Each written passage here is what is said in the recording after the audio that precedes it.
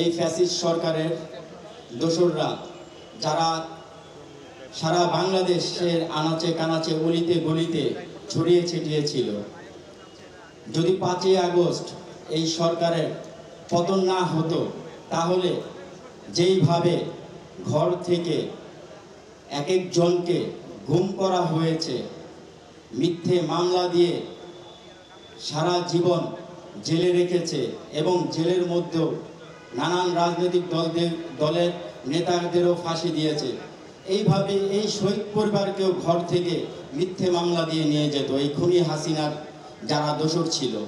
শুধু সেই ভয়ে আমরা মুখ বুজে সহ্য করে দিয়েছি। কিন্তু এই খুনি হাসিনার নির্দেশে যেইভাবে শত শত মায়ের সন্তানদের মারা হচ্ছিল, আমরা অসহায় সাধারণ মানুষ আমরা কি করব সেখানে?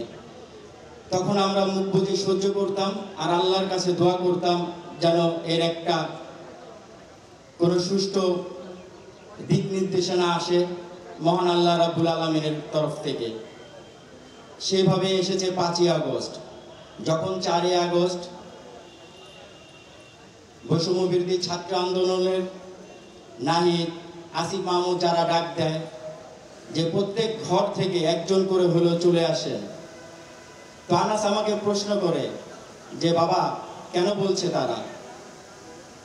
তো ওর মা ওকে বুঝিয়ে বলল যে যারা ঢাকার বাইরে আছেন তারা তো আসতে পারবে না, যেহেতু কারফিউ চলছে।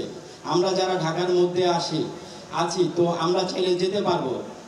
তো আমাদের ফ্যামিলি থেকে আনাস সেই দায়িত্বটা রেখেছে।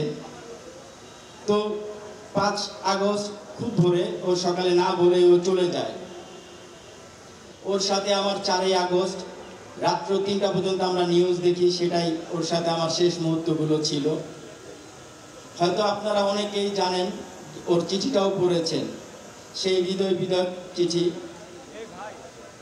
এমনভাবে চিঠিটা লিখেছে সারা বাংলাদেশের মানুষের এই চিঠিটা জানা দরকার যে কি লিখেছে এতটুকু একটি বাচ্চা।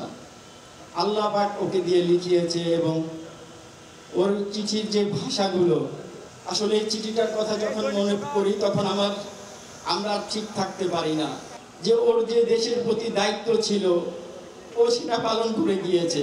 কিন্তু আমরা বাবা মারা কাপুরুষের মতো ঘরে বসেছিলাম, ওকে নিয়ে আন্দোলনে যেতে পারিনি। ও কখনো কোনো সংগ্রামে যায়নি, আন্দোলনে যায়নি, মিটিং মিছিলে যায়নি। ও একটা স্টুডেন্ট ছিল। তো কিভাবে নিজেকে সেভ করে স্বৈরাচারের বিরুদ্ধে আন্দোলন করতে হয় সেটাও সে জানে না। ও আন্দোলনে সবার সামনে ছিল, আন্দোলনে থাকা ভাইদের বলতেছিল ভাই চলো সামনে চলো। ও যেখানে শহীদ হয় এই সাথে চানকারপুর, এখানে যে বাসার সামনে ওকে গুলি করা হয় সেই বাসার বাড়িওয়ালার ছেলে বলে যে আপনার ছেলে আমার জীবনটা বাঁচিয়ে দিয়েছে। ও পড়েছিল 5ই আগস্ট। খুনি হাসিনার পুলিশ বাহিনী তারা রাস্তার মেইন রোড থেকে গলির ভিতরেও বাচ্চাগুলোকে বাঁচতে দেয়নি। আমাদের আনাসকে তো আমরা ফিরে পাবো না। যে আনাসরা বেঁচে আছে তাদেরকে আল্লাহ ভালো রাখুক এবং এই আনাস সহ যত শহীদ পরিবারকে আমাদের যারা নির্মমভাবে জীবন্ত একটা লাশের উপহার দিয়েছেন সেই খুনি হাসিনার বিচার আমরা চাই। এবং এখনো বিচার হচ্ছে না, বিচার প্রক্রিয়া সুষ্ঠুভাবে হচ্ছে না। আমি আপনাদের মাধ্যমে বলতে চাই, হাসিনার যত ঊর্ধ্বতন কর্মকর্তারা এর সাথে জড়িত আছে তাদের খুঁজে খুঁজে বের করুন, তাদেরকে চিহ্নিত করে আইনের আওতায় এনে তাদেরকে বিচারের ব্যবস্থা করুন।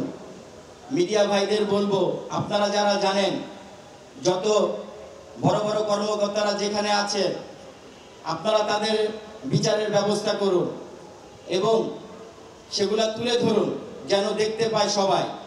সবার কাছে অনুরোধ জানাই, এই 24-এর কোটা থেকে বৈষম্য যত আন্দোলনে শহীদ হয়েছে সবাইকে আল্লাহ যেন জান্নাতের সুউচ্চ মাকাম দান করে এবং আপনাদের দোয়াতে রাখবেন সবাইকে। আসসালামু আলাইকুম।